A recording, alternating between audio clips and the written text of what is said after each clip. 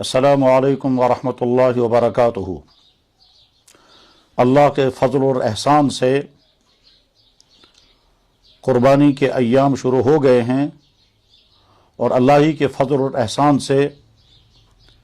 हम इस हाल में हैं कि इंशाअल्लाह अल्लाह का ये फ़रीज़ा और अल्लाह के नबी अलैहिस्सलातु वस्सलाम का मुकर्रर करदा ये मुक़द्दस तरीक़ा अंजाम देने के लिए पुरअज़्म हैं। हज़रात, क़ुरबानी इस्लाम का शिआर है। क़ुरबानी ईमान वालों की मख़सूस अलामत है। क़ुरबानी दीन के उन अहकाम में से है जिस पर अमल हज़ारों साल से जारी है, इसलिए कि ये अमल हज़रत इब्राहीम अलैहिस्सलातु वस्सलाम की मुबारक ज़िंदगी से शुरू हुआ है। क़ुरबानी का सबसे पहला वाक़या इंसानों के वालिद गिरामी अबुल अंबिया अबुल बशर हज़रत आदम अलैहिस्सलातु वस्सलाम के दो साहिबजादे हज़रत हाबील और काबील के वाक़े से शुरू हुआ है, जिसका तज़किरा कुरान करीम में है। इज़ क़र्रबा क़ुरबानन फ़तुक़ुब्बिला मिन अहदिहिमा, कि जब दो बेटों ने कुर्बानी की और एक की कुर्बानी कबूल हुई, तो वह कुर्बानी की तारीख़ उसी वक्त से शुरू हुई है जब इस कायनात में इंसानों की तारीख़ का आगाज़ होता है। फिर कुर्बानी का अहम तरीन वाक़या हज़रत इब्राहीम अलैहिस्सलातु वस्सलाम के अज़ीमुश्शान साहिबजादे हज़रत इस्माईल अलैहिस्सलातु वस्सलाम की कुर्बानी से हुआ, जिसका तज़किरा कुरान करीम में है। इब्राहीम अलैहिस्सलातु वस्सलाम ने अपने बेटे की कुर्बानी पेश की और हज़रत इस्माईल अलैहिस्सलातु वस्सलाम ने अपने मासूम बचपन के बावजूद अल्लाह के हुक्म और अपने वालिद के मंशे के मुताबिक अपनी गर्दन छुरी के सामने पेश कर दी। जिन्होंने अपने वालिद से कहा था, या अबा तिफ़अल मा तुअमर, ए अबा जान, अल्लाह ने अगर आपको मुझे ज़बह करने का हुक्म दिया है तो आप इस अमल को ज़रूर अंजाम दें। अल्लामा इक़बाल ने कहा था, ये फैज़ान नज़र था कि मकतब की करामत थी, सिखलाए किसने इस्माइल को आदाब फ़र्जंदी। और उसके बाद कुर्बानी की तारीख़ का तीसरा अहम तरीन वाक़या वो है कि वो जो हज़रत सैयदुल मुरसलीन इमामुल मुत्तक़ीन ख़ातिमुल अंबिया वल मुरसलीन रहमतुल लिल आलमीन जनाब मुहम्मदुर रसूलुल्लाह सल्लल्लाहु अलैहि वसल्लम के वालिद गिरामी हज़रत अब्दुल्ला की जवानी के मौके पर पेश आया था और उनके बदले में 100 ऊँट कुर्बान किए गए थे, जिसकी तफसील सीरत की किताबों में पढ़ी और मालूम की जा सकती है। उसके बाद फिर जनाब रसूल अकरम सल्लल्लाहु अलैहि वसल्लम ने जब मदीना तैयबा तशरीफ़ लाने के बाद कुर्बानी का सिलसिला शुरू किया, तो आज तक वो कुर्बानी का सिलसिला जारी है और अल्लाह दीन के पूरे अहकाम के साथ इस कुर्बानी के अमल को भी क़यामत तक जारी रखे। जनाब रसूल अकरम सल्लल्लाहु अलैहि वसल्लम ज़िलहिज्जा की हर साल कुर्बानी करते थे और जो आखिरी आपका साल था और उसी साल आपने हज अदा फरमाया, उस मौके पर आपने 100 ऊँट मिना के मैदान में कुर्बान किए थे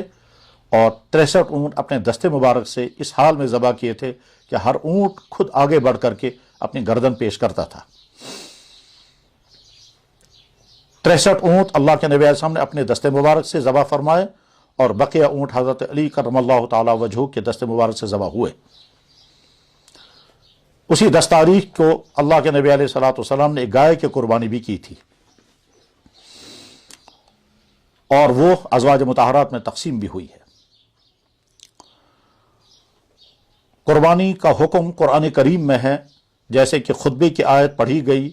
जिसमें अल्लाह ताला शानों का इरशाद मुबारक जो सूरह कौसर का है, फ़सल्लि लिरब्बिका वन्हर, अल्लाह अपने नबी को हुक्म दे रहे हैं नमाज अदा फरमाइए, वन्हर और कुर्बानी कीजिए।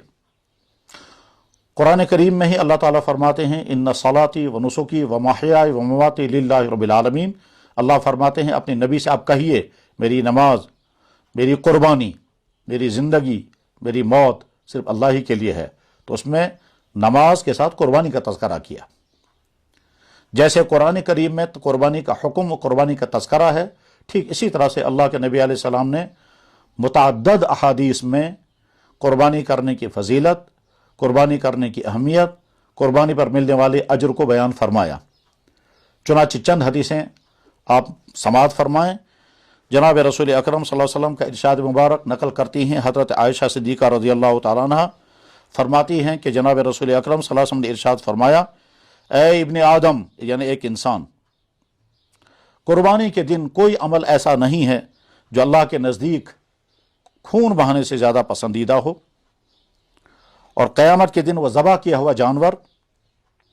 اپنی سینگوں، اپنے بالوں، اپنے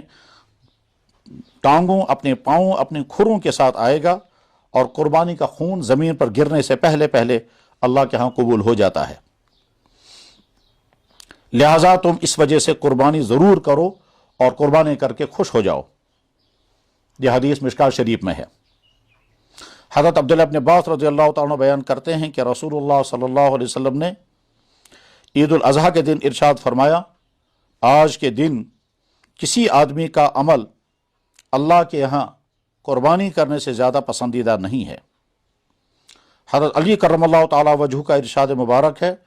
نقل کرتے ہیں کہ اللہ کے نبی علیہ الصلوۃ والسلام نے ارشاد فرمایا، حضرت فاطمہ کو مخاطب کے فرمایا، فاطمہ اٹھو اور اپنی قربانی کے جانور کے پاس ذبح کے وقت موجود رہو، اس لیے کہ اس کا خون کا پہلا قطرہ گرنے سے پہلے پہلے تمہارے تمام گناہ معاف ہو جائیں گے. قربانی کا جانور قیامت کے دن اپنا گوشت، اپنا خون ساتھ لائے گا اور تمہارے ترازو میں 70 گنا زیادہ کر کے اس کو تولا جائے گا. حضرت علی رضی اللہ تعالیٰ عنہ کی دوسری حدیث ہے کہ اللہ کے نبی علیہ الصلوۃ والسلام نے ارشاد فرمایا، لوگو تم قربانی کرو اور ان قربانیوں کے خون پر اجر و ثواب کی اللہ سے امید رکھو، اس لیے کہ ان کا خون اگرچہ زمین پر گرتا ہے لیکن وہ اللہ کے حفظ اور امان میں ہوتا ہے. حضرت عبداللہ ابن عباس رضی اللہ تعالیٰ عنہ بیان فرماتے ہیں کہ اللہ کے نبی علیہ الصلوۃ والسلام نے ارشاد فرمایا، کوئی بھی چیز عید کے دن خرچ کی جائے وہ اللہ کو اتنی پسند نہیں ہے جتنا عید الاضحیٰ کے دن قربانی کا عمل پسند ہے. حضرت ابو ہریرہ رضی اللہ تعالیٰ عنہ کا ارشاد ہے کہ فرمایا جناب رسول اکرم صلی اللہ علیہ وسلم نے، جو شخص قربانی کرنے کی وسعت رکھتا ہو، جس کے پاس قربانی کرنے کی مالی گنجائش ہو اور پھر بھی وہ قربانی نہ کرے تو ہماری عیدگاہ میں نہ آئے. حضرت حسن جو جنت کے جوانوں میں سے ایک سردار ہیں، وہ بیان کرتے ہیں کہ اللہ کے نبی علیہ الصلوۃ والسلام نے ارشاد فرمایا، جو شخص قربانی کرے اور خوش دلی کے ساتھ کرے، اللہ سے ثواب کی امید رکھ کر کے قربانی کرے، تو قیامت کے دن وہ قربانی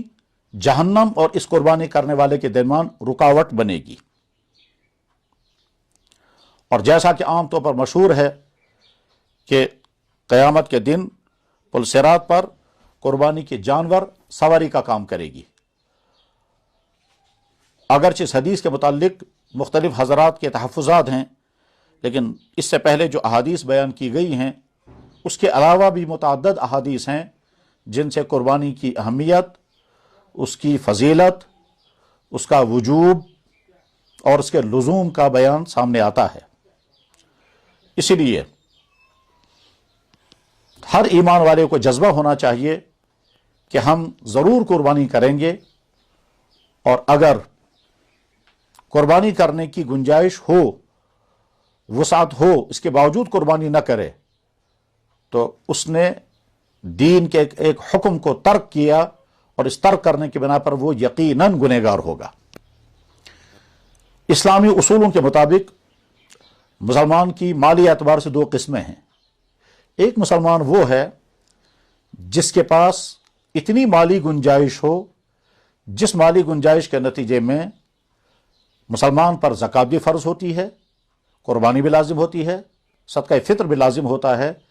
इस मुसलमान को इस्लाम साहिब निसाब करार देता है। निसाब के माना उतना माल इंसान के पास मौजूद है जिसके नतीजे में हमारा दीन इस इंसान को मालदार का तस्वुर करता है, साहिब निसाब करार देकर उसको ज़कात अदा करने का हुक्म देता है, कुर्बानी करने का हुक्म देता है और सदका फित्र अदा करने का हुक्म देता है। ये निसाब कितना है? जनाब रसूल अकरम सल्लल्लाहु अलैहि वसल्लम ने अपने ज़माने में जब निसाब मुकर्रर फरमाया तो चूंकि उस ज़माने में चांदी और सोना हुआ करता था, तो सोने की मिकदार आपने तय की 200 दिरहम, सोने की मिकदार आपने तय फरमाई 20 मिस्काल और चांदी की मिकदार आपने तय फरमाई 200 दिरहम। 200 दिरहम समनियत और मालियत के एतबार से 20 मिस्काल सोने के बराबर थी। उसके बाद जब अगला दौर आ गया और दिरहम और दीनार ख़त्म हो गए तो उस वक्त के मुहक्किकीन ने तवील तहकीकात के बाद, लंबी बहस व तमहीज़ के बाद 200 दिरहम को तोलों में मुंतकिल किया और मिस्काल को भी तोलों में मुंतकिल किया। तो एक मोहतात और मोतमद राय ये बनी कि 52.5 तोला चांदी जिस इंसान के पास होगी वो इंसान मालदार है, इसी तरह से जिस इंसान के पास 7.5 तोला सोना होगा वो मालदार होगा। दूसरे लफ्ज़ों में अल्लाह के नबी अलैहिस्सलाम ने जो 200 दिरहम तय किए थे वो आगे चल करके 52.5 तोला चांदी के बकदर, और जो आपने 20 मिस्काल तय किए थे वो आगे चल करके 7.5 तोले सोने के बराबर हो गए। लेकिन आज का ज़माना चूंकि अब तोलों का नहीं रहा, पैमाने बदल गए, इस बिना पर आज के मुहक्किकीन ने जो मुहतात और मोतमद हिसाब लगाया उसकी रूह से 200 दिरहम यानी 52.5 तोला चांदी आज के हिसाब से 612 ग्राम 480 मिलीग्राम के बकदर होता है, और 20 मिस्काल सोना यानी 7.5 तोला आज के हिसाब से 87 ग्राम और 660 मिलीग्राम के बकदर होता है। अब आज चूंकि करेंसी नोट होते हैं तो इन करेंसी नोटों की बुनियाद पर सवाल पैदा होता है कि कुर्बानी कब लाजिम होगी। तो उसका जवाब यह है कि जिस इंसान के पास इतनी रकम ईद के दिन सुबह को मौजूद होगी जिससे वो 612 ग्राम चांदी खरीद सके, तो यह आदमी साहिब निसाब है, इसके ज़िम्मे कुर्बानी लाजिम हो जाएगी। और इस निसाब पर साल गुजरना भी शर्त नहीं है। याद रखें, ज़कात लाजिम होने के लिए साल गुजरना शर्त है, कुर्बानी लाजिम होने के लिए साल गुजरना शर्त नहीं है। मसलन फ़र्ज़ करते हैं किसी इंसान के पास ज़िलहिज्जा के पहले हफ्ते में इतनी रकम आ गई जिससे वो 612 ग्राम चांदी खरीद सकेगा, तो ये साहिब निसाब बन गया। इस पर ज़कात लाजिम होगी, ज़कात अदा करनी होगी अगले साल उसी तारीख ज़िलहिज्जा को। मसलन फ़र्ज़ कीजिए एक इंसान अब तक तो गरीब था, लेकिन 5 ज़िलहिज्जा को उसके पास इतनी रकम आ गई कि उसके वो साहिब निसाब बन गया, तो कुर्बानी तो अभी लाजिम हो जाएगी 5 दिन के बाद ही 10 ज़िलहिज्जा को, लेकिन ज़कात उस पर लाजिम हो जाएगी अगले साल। ज़कात के निसाब और कुर्बानी के निसाब में एक और फ़र्क भी है जिसको इस वक्त नहीं समझाया जा सकेगा, वह है माल नामी होने का फ़र्क। इस वक्त हमें कुर्बानी के मसाइल समझने हैं, तो लिहाजा हर वो शख्स जिसके पास इतनी माली गुंजाइश हो जिससे वो 612 ग्राम चांदी खरीद सके, वो आदमी मालदार है और उसके ज़िम्मे कुर्बानी लाजिम है। हमारे माशरे में बेशुमार घरों में मुतअद्दिद अफराद पर कुर्बानी लाजिम होती है। घर का बड़ा जो असल घर का हेड होता है उस पर भी कुर्बानी लाजिम होती है, और अक्सर हमारी ख़वातीन जिनके पास महर, सोना और मैके वालों की तरफ से दिए हुए अमलाक होते हैं उन पर भी कुर्बानी लाजिम होती है। और जॉइंट फैमिलियों में, मुश्तरका घरों के अंदर हमारे बहुत सारे बच्चे जिनके पास अपना अकाउंट होता है, अपने पैसे होते हैं, वालिदैन बाज़ दफ़ा अपने बच्चों के नाम पर सोना चांदी भी जमा करके रखते हैं और बच्चों के कब्ज़े में दे देते हैं, तो उन पर भी कुर्बानी लाजिम होती है। इसलिए हर मुसलमान को समझना चाहिए कि हमारे घर में जितने अफराद हैं, इन अफराद में से किस किस के ज़िम्मे कुर्बानी लाजिम है, उन तमाम की तरफ से कुर्बानी अदा करनी होगी। ऐसा नहीं होना चाहिए कि कुर्बानी तो कई आदमियों पर वाजिब है और सिर्फ एक आदमी की तरफ से कुर्बानी अदा हुई, बकिया के ज़िम्मे वाजिब बरकरार रहेगा और क़यामत के दिन इसका मुआवजा होगा। इसमें बाज़ दफ़ा लोग गलतियां करते हैं कि कुर्बानी खुद पर वाजिब है और अपना वाजिब वहीं छोड़ दिया और किसी और की तरफ से कुर्बानी कर दी, जैसे वालिदैन की तरफ से कुर्बानी कर ली और वो वफात पा चुके हों, या बहुत सारे अपने शौक़ और जज्बे के बिना पर कुर्बानी करते हैं जनाब रसूल अकरम सल्लल्लाहु अलैहि वसल्लम की ज़ात अक़दस की तरफ से, और अपना वाजिब बरकरार रह गया। तो याद रखें, اگر کسی کے ذمہ قربانی واجب ہے تو پہلے اپنی قربانی کا انتظام کریں، اس کے بعد پھر دوسرے جن افراد کی طرف سے آپ قربانی کرنا چاہتے ہیں پھر ان کی طرف سے قربانی کریں۔ بلکہ بعض ہمارے بھائی تو ایسے بھی ہیں کہ معصوم بچوں کی طرف سے قربانی کریں گے اور اپنا واجب چھوڑ دیں گے، اور اپنا واجب جن کا تم برقرار رہے گا، اور معصوم بچوں کی طرف سے پیار اور محبت کی وجہ سے ان کی طرف سے قربانی کریں گے۔ یاد رکھیں، ہر مسلمان کو اچھی طرح سے حساب کرنا چاہیے اور اپنے گھر کے افراد کا جائزہ لے کر کے طے کرنا چاہیے ہمارے گھر کے کس کس فرد پر قربانی لازم ہے۔ ہر فرد کی طرف سے قربانی کرنا ضروری ہے، اور ہرگز جس میں کوئی کوتاہی نہیں ہونی چاہیے اگر قربانی واجب ہو گئی ہو۔ اور جس آدمی کے پاس مالی گنجائش نہ ہو، وہ اگر قربانی کرے گا اپنے جذبے سے تو اس کو ثواب بہت زیادہ ہے، اگرچہ لازم تو نہیں تھی، اگر اس نے قربانی کی تو ثواب بہت ہے، اور اگر وہ قربانی نہ کرتا تو گناہ نہ تھا۔ لیکن جس کے ذمہ قربانی واجب ہو گئی ہو، اگر وہ قربانی نہیں کرے گا، کیونکہ قرآن کا حکم ہے اور اللہ کے نبی علیہ الصلوۃ والسلام کے متعدد احادیث میں اس کی تاکید اور فضیلت بیان ہوئی ہے، تو جس کے ذمہ قربانی واجب ہے اس فرد کو، چاہے وہ ایک گھر میں رہتے ہوں چاہے الگ الگ گھروں میں رہتے ہوں، قربانی سب کی طرف سے ادا ہونی چاہیے، کسی کی طرف سے کوئی واجب چھوٹنا نہیں چاہیے۔ قربانی کے سلسلے میں جو موجودہ صورتحال ہے، اس میں اس وقت پورے عوام کے اندر یہ بحث چل رہی ہے اور یہ سوالات اٹھ رہے ہیں کہ موجودہ لاک ڈاؤن کے حالات میں اور اسی طرح سے وائرس کے پھیلاؤ کے نتیجے میں قربانی کا عمل کیا جائے یا نہ کیا جائے۔ تو جواب یہ ہے کہ قربانی واجب ہے اور قربانی ترک کرنے کی کوئی گنجائش نہیں ہے، قربانی ترک کرنے کا کوئی تقاضا نہیں ہے، قربانی ضرور کی جائے، اسی طرح سے جس طرح سے ہم زندگی کے دوسرے تمام معاملات کر رہے ہیں۔ دکاندار دکان کھول رہے ہیں، ملازمت کرنے والے ڈیوٹیوں پر جا رہے ہیں، لوگ دفتروں میں کام کر رہے ہیں، ہسپتالوں میں لوگوں کا علاج ہو رہا ہے،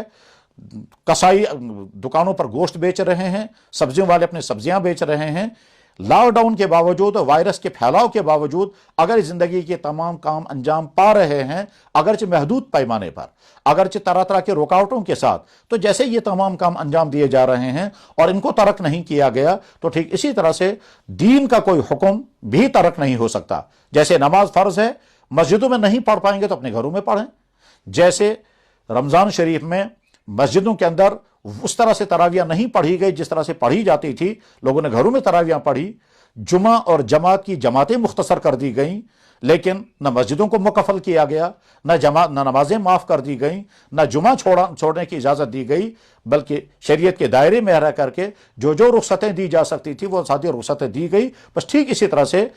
یہ تو کوئی نہیں کہہ سکتا ہے کہ قربانی معاف کر دی جائے۔ پورے عالم میں ایک صاحب علم مسلمان بھی ایسا نہیں، ایک کوئی مستند عالم ایسا نہیں جو یہ کہنے کی ہمت کر سکے کہ موجودہ لاک ڈاؤن کے حالات کی وجہ سے قربانی معاف کر دی گئی، قربانی کی چھوٹ دے دی گئی۔ ایسا ہرگز نہیں ہے۔ پورے عالم میں جہاں جہاں بھی اس بیماری کے پھیلاؤ کے اثرات ہیں اور لوگ پریشان حال ہیں، مگر قربانی کے ترک کرنے یا قربانی کے معاف کرنے کا کہیں کسی کا کوئی فیصلہ نہیں ہے۔ لہٰذا تمام ہمارے مسلمان بھائی اپنے ذہنوں سے اس بات کو نکال دیں کہ لاک ڈاؤن کی وجہ سے یا بیماری کے پھیلاؤ کے خطرات کی وجہ سے قربانی معاف ہو جائے، ایسا ہرگز نہیں ہے۔ لیکن دین اسلام چونکہ رخصتوں والا دین ہے اور اس میں تمام حالات پر نظر رہتی ہے، اگر ایک شخص قربانی کا ارادہ کیے ہوئے تھا لیکن حالات کی وجہ سے وہ جانور مہیا نہیں کر پایا تمام تر کوشش کے باوجود، اور 3 دن تک وہ جو قربانی کے 3 ایام ہیں، ان 3 دنوں تک وہ جانور نہیں خرید سکا، یا جانور تو خریدنے میں کامیاب ہو گیا تھا لیکن اس کو کسائی نہیں مل سکا،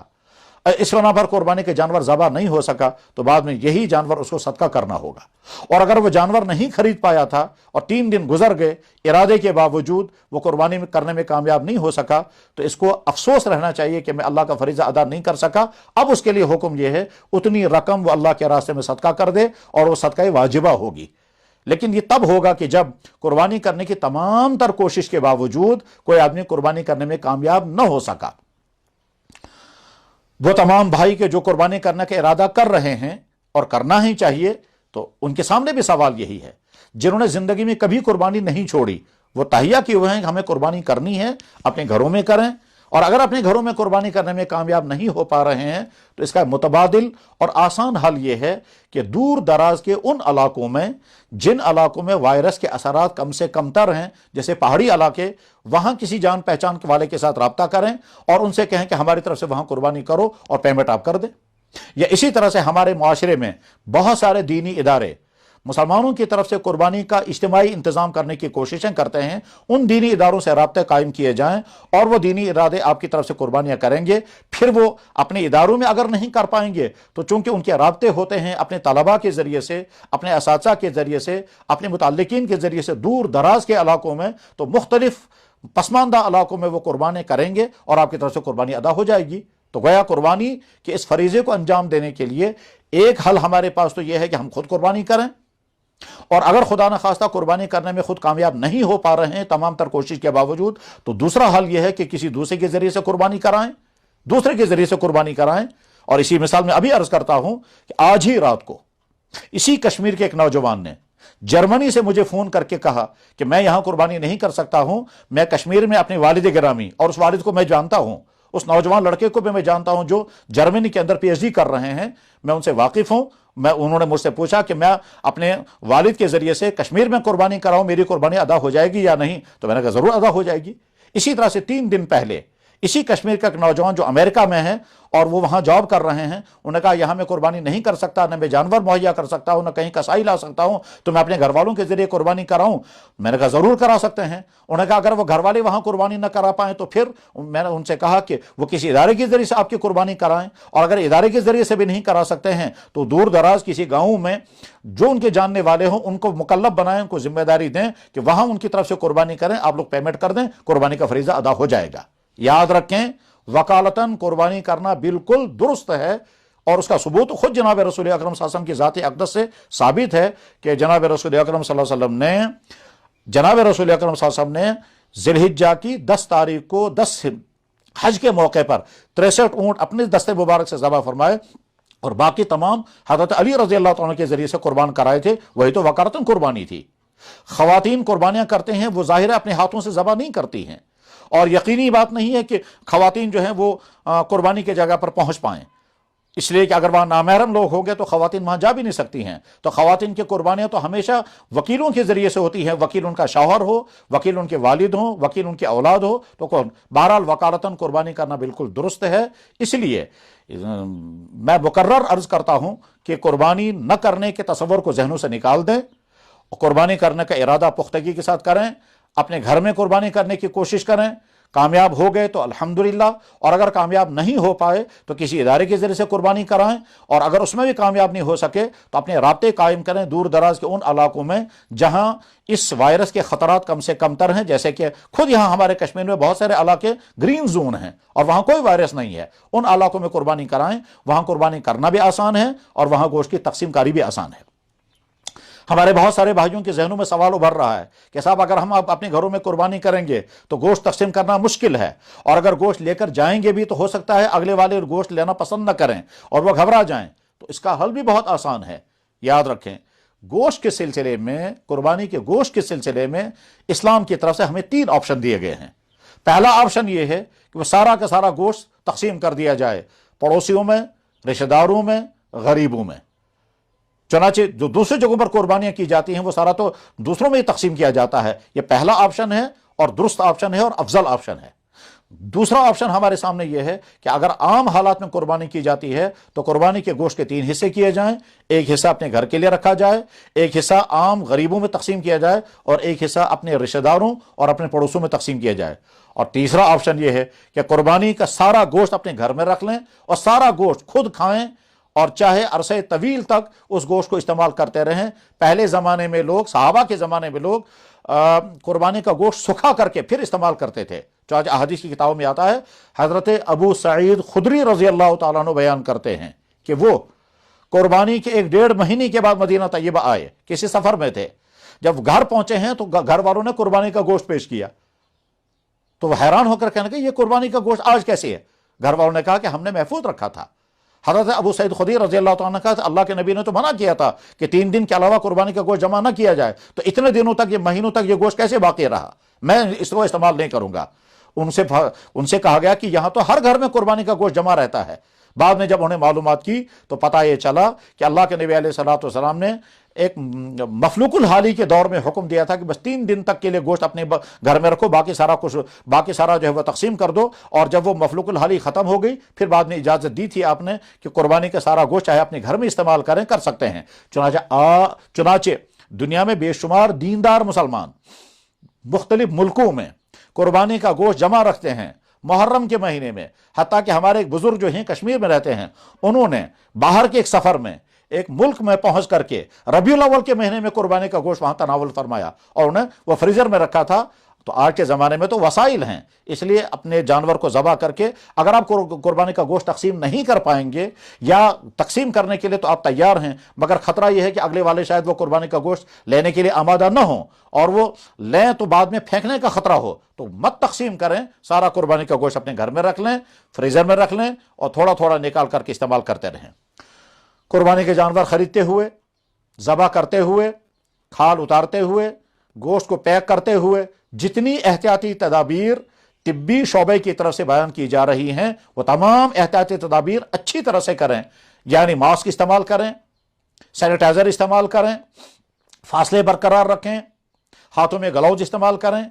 जो कसाई आपके यहाँ आएगा कुर्बानी जानवर ज़बा करने के लिए, उसको भी ये सारी चीज़ें इस्तेमाल कराएं। हमारा काम एहतियात करना है, एहतियाती का इंसान मुकल्लफ है और उसके बाद फिर हिफाजत अल्लाह के अपने इख्तियार में है। हम अपने मुआशरे में देख रहे हैं कि हमारा वो तिब्बी अमला, वो हमारे डॉक्टर साहिबान और वो मेडिकल स्टाफ के लोग तमाम तर एहतियात के बावजूद कितने हमारे भाई वो मुतासिर हो गए और वो खुद पॉजिटिव आ गए।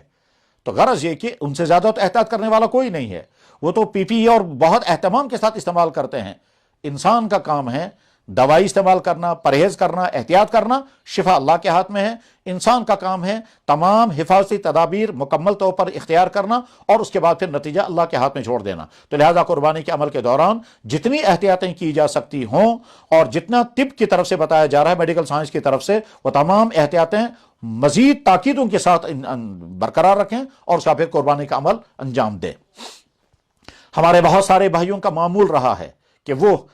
अपनी तरफ से भी कुर्बानियां करते हैं, अपने वालिदैन की तरफ से कुर्बानियां करते हैं और बेशुमार ईमान वालों का जज्बा ये होता है कि वो कुर्बानी करते हैं जनाब रसूल अकरम सल्लल्लाहु अलैहि वसल्लम की ज़ात अक़दस की तरफ से। याद रखें, ये बहुत बड़ी सादतमंदी की बात है, बहुत खुशबख्ती की बात है और ये अलामत है कि ईमान वाले को अपने नबी के साथ वालिहाना और ईमान के जज्बे का ताल्लुक है। हज़रत अली रज़ी अल्लाह तआला अन्हु की खिदमत में अर्ज़ किया गया कि हज़रत आप हर साल हुजूर की तरफ से कुर्बानी क्यों करते हैं? तो हज़रत अली रज़ी अल्लाह तआला ने फरमाया कि जब अल्लाह के नबी अलैहिस्सलातु वस्सलाम ने सारी उम्मत की तरफ से कुर्बानी की थी तो हम हुजूर की तरफ से कुर्बानी क्यों ना करें। इसलिए जिन भाइयों के पास माली गुंजाइश हो, जिनका मामूल हो, माली वसात हो और रुकावट कोई ना हो, वो ज़रूर अपने इस अमल को जारी और बाकी रखें कि वह हुजूर की तरफ से कुर्बानी करें। बल्कि बाज़ दफ़ा तो कुर्बानी के जानवर में हुजूर का हिस्सा जब रखा जाता है, उस हिस्से की वजह से उस बकिया तमाम हिस्सों में वो बरकत आ जाती है जिस बरकत का तसव्वुर भी नहीं किया जा सकता है। जाहिर है एक जानवर जिसमें 7 हिस्से होते हैं, उसमें एक हिस्सा अगर अल्लाह के नबी अलैहि सलाम की तरफ से हुआ तो अल्लाह ताला शानहू उनके यहाँ तो ये तकसीम नहीं होगी कि जो हुजूर की तरफ से कुर्बानी का हिस्सा है वो कबूल कर लिया जाए और बकिया सारे हिस्से जो हैं वो रद्द हो जाएं। हुजूर के कुर्बानी के हिस्से की वजह से तो पूरे जानवर के तमाम हिस्से जो हैं वो अल्लाह के यहाँ और ज़्यादा कबूलियत पाएंगे। बहरहाल अपने मुर्दों की तरफ से कुर्बानी करना बिल्कुल दुरुस्त अमल है, बिल्कुल सही अमल है और यकीनन इसका सवाब और अज्र उनको मिलेगा। कुर्बानी के मसाइल अपने मकामी मुस्तनद उलमा से पूछने चाहिए। कौन कौन से जानवर कुर्बानी में इस्तेमाल हो सकते हैं? उसका इख्तसार के साथ जवाब है कि भेड़, बकरी, गाय, बैल, भैंस और ऊंट, बस ये जानवर हैं जो कुर्बानी में इस्तेमाल होंगे। इसके अलावा बकिया कोई जानवर भी कुर्बानी में इस्तेमाल नहीं होगा, चाहे वो छोटा जानवर हो या इसके अलावा कोई बड़ा जानवर हो। भेड़ और बकरी के लिए शर्त यह है कि ये 1 साल की उम्र का होना चाहिए। अलबत्ता भेड़ के लिए इतनी कंसेशन है कि अगर वो सेहतमंद और फरबा हो और 6 माह का हो लेकिन देखने में लगता हो कि साल भर का है, तो उसमें गुंजाइश है कि वो 6 माह का भेड़, 6 माह का नर्म या मादा भेड़ اس کو ذبح کیا جا سکتا ہے، دمبا بھی اسی قسم میں سے ہے، لیکن بکری کے لیے 1 سال کا ہونا شرط ہے، گائے اور بیل کے لیے 2 سال کا ہونا شرط ہے، اور اونٹ کے لیے 5 سال کی عمر کا ہونا شرط ہے۔ اور اس سلسلے میں کوتاہی نہیں ہونی چاہیے۔ بہت سارے ہمارے بھائی جو ہیں وہ جانور بیچنے والوں کی بات پر اعتماد کر لیتے ہیں اور جانور خرید لیتے ہیں، اور وہ اپنے جانور بیچنے کی لالچ میں کم عمر والے جانور کو کہہ دیتے ہیں کہ یہ سال بھر کا ہے یا 2 سال کا ہے، اور خریدنے والا خرید لیتا ہے، اور بعض دفعہ وہ پوری عمر کا جانور نہیں ہوتا ہے۔ یاد رکھیں، احتیاط جتنی کر سکتے ہو ہم کریں، معلومات جتنی کر سکتے ہو کریں، اور اس کے بعد اگر خدا نخواستہ دھوکہ دیا گیا یا دھوکہ کھا گئے، یا وہ سمجھتا تھا واقعی یہ 2 سال کا ہے مگر حقیقت میں 2 سال کا نہیں تھا، اور اسی جانور کو آپ نے قربان کر دیا، تو امید ہے کہ اللہ تعالیٰ شانہ کے ہاں اس کوتاہی کو درگزر کر دیا جائے گا، اور یہی جانور قربانی کے لیے قبول ہو جائے گا۔ مگر بہرحال اس میں کوتاہی نہیں ہونی چاہیے۔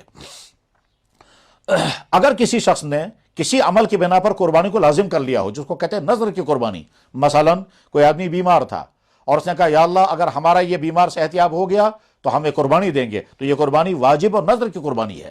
یا بچہ امتحان دے رہا تھا، کسی نے نذر مانی، یا اللہ اگر ہمارا بچہ امتحان میں پاس ہو گیا تو ہم ایک جانور قربانی کریں گے، اس کو نذر کی قربانی کہتے ہیں۔ یا اسی طرح سے کسی اور چیز پر قربانی کو موقوف کیا گیا کہ یا اللہ اگر ہمارا فلاں مسئلہ حل ہو گیا، فلاں مشکل دور ہو گئی، فلاں مصیبت سے نجات مل گئی، فلانی پریشانی ہٹ گئی، تو ہمارے ذمہ قربانی ہے، یہ والی قربانی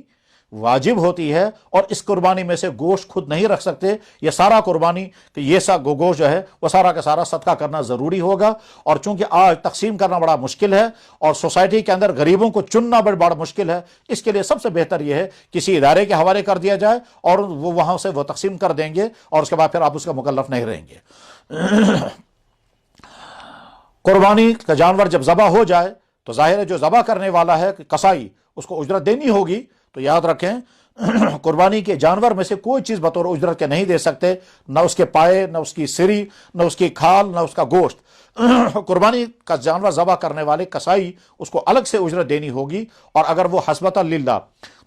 اخلاص کی بنا پر بغیر معاوضے کے آپ کے جانور کو ذبح کر دیتا ہے اور آپ کے جانور کے پیس کر دیتا ہے تو یہ اس کا احسان ہے، اس کو اجر ثواب ملے گا۔ لیکن اگر اس کو معاوضہ دیا جا رہا ہو تو معاوضہ خوشدلی کے ساتھ دیں، اور خوشدلی کے ساتھ معاوضہ دے کر الگ سے کوئی معاوضہ اسے ادا کیا جائے۔ قربانی کے جانوروں کی کھالیں، ان کھالوں کا سب سے بہترین مصرف جو ہمارے معاشرے میں ہے وہ دینی مدارس، جن دینی مدارس میں دینی طلباء کے کھانے کا، پینے کا، پڑھانے کا، رہنے کا، کتابوں کا انتظام کیا جاتا ہے، ان دینی مدارس کو قربانی کی کھالیں دی جانی چاہیے۔ اور اس کے علاوہ وہ ادارے جو قربانی کی کھالیں جمع کر کے پھر ان کی قیمت ٹھیک طرح سے خرچ کرتے ہوں، صحیح جگہ پر خرچ کرتے ہوں، اسلامی اصولوں کے مطابق خرچ کر سکتے ہوں، ان کو بھی قربانی کی کھالیں دی جا سکتی ہیں۔ لیکن ان ادارے والوں کے ذمہ داروں کا فرض ہے کہ وہ مسائل کو پوچھیں، مسائل معلوم کریں۔ ایسا نہ ہو کہ وہ قربانی کی کھالیں جمع کریں، جیسے بہت سارے بیت المال کے ہمارے افراد، جذبہ بڑا نیک ہے، ارادے بڑے پختہ ہیں، مگر معلومات صحیح نہیں ہے، اس بنا پر زکاتیں جمع کرتے ہیں اور ان جگہوں پر خرچ کرتے ہیں جہاں زکات خرچ نہیں ہوتے گی۔ قربانی کی کھالیں جمع کریں گے، ان کو بیچ کر رقم ان جگہوں پر خرچ کرتے ہیں جہاں وہ رقم خرچ کرنا درست نہیں ہے۔ تو اولاً تو قربانی کی کھالیں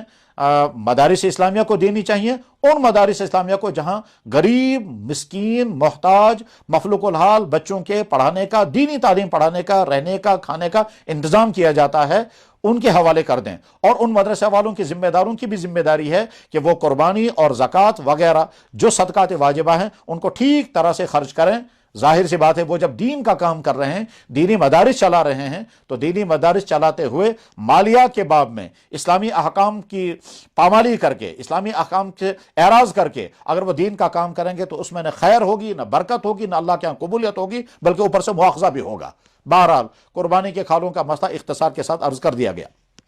دنیا کی ہر قوم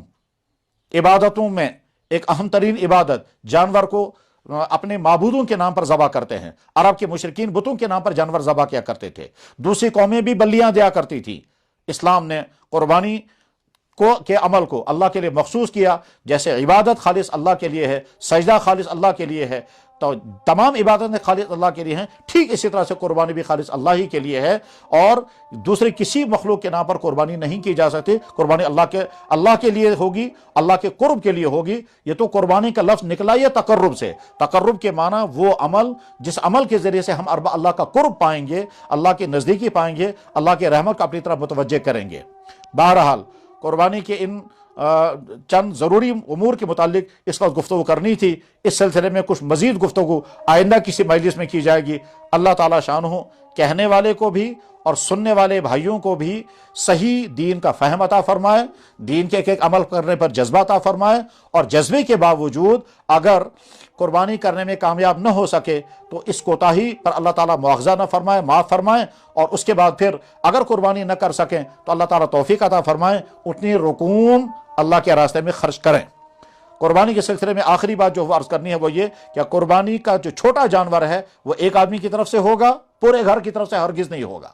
اور قربانی کا جو بڑا جانور ہے یعنی گائے، بیل، بھینس، یہ 7 آدمیوں کی طرف سے ہوں گے، چاہے وہ 7 آدمی ایک گھر کے ہوں، چاہے 7 آدمی مختلف گھروں کے ہوں، 7 کی طرف سے بس یہ طے ہے۔ اور اس میں نہ کمی کی قربانی وہ جانور کی جو 7 آدمی کی طرف سے ہوگا، اگر 7 آدمی کرنا چاہیں 7 کر سکتے ہیں، 6 آدمی کرنا چاہیں 6 کر سکتے ہیں، 5 آدمی کرنا چاہیں 5 بھی کر سکتے ہیں، لیکن اگر 7 آدمی کریں گے تو حصے برابر ہونے چاہیے، رقمیں خوش دلی کے ساتھ ادا کی جانی چاہیے، اس میں مالیات میں کوئی کوتاہی نہیں کی جانی چاہیے۔ قرآن کریم کی آیت پڑھ کر کے میں بات ختم کرتا ہوں۔ اللہ جل شانہ نے ارشاد فرمایا، اعوذ باللہ من الشیطان الرجیم، بسم اللہ الرحمن الرحیم، انا اعطیناک الکوثر فصل لربک وانحر ان شانئک هو الابتر۔ اللہ جل شانہ اپنے نبی کو مخاطب فرما کے کہتے ہیں، ہم نے آپ کو حوض کوثر عطا کیا، انا اعطیناک الکوثر، ہم نے آپ کو حوض کوثر عطا کیا، فصل لربک وانحر، اس عظیم انعام کے بدلے میں آپ ایک تو اللہ کی نماز ادا کریں اور قربانی کریں، ان شانئک هو الابتر، اور جو لوگ آپ کی عظمت کے منکر ہیں، جو لوگ آپ کا قد گھٹانے کی کوشش کر رہے ہیں، جن لوگوں کا تصور یہ ہے کہ آپ کی شان عظیم نہیں ہے، جو یہ سمجھتے ہیں کہ آپ کا سلسلہ آگے چلنے والا نہیں ہے، وہی آپ کے دشمن ابتر ہیں، وہی دم بریدہ ہیں، انہی کا سلسلہ جو ہے وہ ختم ہو جائے گا، یعنی ان کا نام بھی باقی نہیں رہے گا، اور آپ کا نام کائنات کے چپے چپے پر، کائنات کے کونے کونے تک پہنچے گا۔ اللہ جل شانہ نے فصل لرب وانحر فرما کر کے حضور کو قربانی کا حکم دیا، اور پھر اللہ نے اپنے نبی سے فرمایا، قل، آپ کہیے، ان صلاتی و نسکی و محیای و مماتی للہ رب العالمین، میری نماز، میری قربانی، میری زندگی، میرا دنیا سے رخصت ہونا سب اللہ کے لیے ہے، ہمارا سب کچھ اللہ کے لیے ہے۔ اللہ ہمیں اس دین پر قائم رکھے، اس دین کو سمجھنا آسان فرمائے، اس دین کے ایک ایک حکم پر عمل کرنے کی توفیق و وسائل عطا فرمائے، رکاوٹیں دور فرمائے، اور اس عالمگیر وبائی بیماری سے ایک ایک ایمان والے ایک ایک انسان کی حفاظت فرمائیں، اور ہماری تمام مشکلات جو ہم سے زیادہ ہمارے اللہ کے سامنے ہیں وہ تمام مشکلات اللہ تعالیٰ شانہ دور فرمائیں، اور جو بیماریوں کا شکار ہو گئے اللہ ان کو شفا عطا فرمائے، جو محفوظ ہیں اللہ ان کو آئندہ میں محفوظ رکھے، جو بے روزگار ہیں اللہ ان کو روزگار عطا فرمائے، جو بے نکاح ہیں اللہ ان کو نکاح عطا فرمائے، جو بے اولاد ہیں ان کو اللہ اولاد عطا فرمائے۔